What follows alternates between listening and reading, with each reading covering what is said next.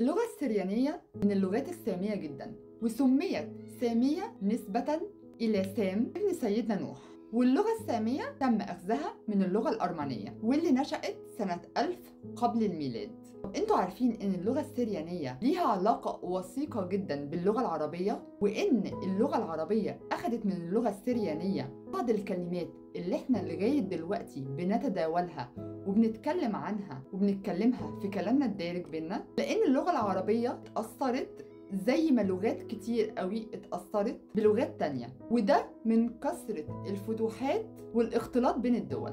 فاللغة العربية واللغة السريانية بتنتمي للغة الكنعانية، وده ممكن يكون سبب التقارب بينهم. يعني مثلا كلمة انبو بتيجي من كلمة انبوع وتعني أشرب باللغة القبطية المصرية، ومعناها الماء باللغة السريانية. كلمة واوا تعني الألم باللغة الفرعونية. كلمة بح معناها انتهى باللغة الفرعونية وباللغة السريانية. كلمة ننا يعني النوم بالسريانية والأرمنية. وكلمة بابا يعني عفريت باللغة السريانية واللغة الفرعونية. وكلمة همهم تعني الأكل بالسريانية والأرمنية. ولو هنتكلم عن اللغة السريانية فهي اللغة الرسمية والوحيدة للتواصل في منطقة الهلال الخصيب في الفترة اللي بتتراوح بين القرن السادس قبل الميلاد واستمرت لبعد ميلاد المسيح عليه السلام، وخضعت للعديد من التطورات حتى أصبح اسمها اللغة السريانية. وبلغ الترابط ذروته بين اللغة السريانية واللغة العربية متزامن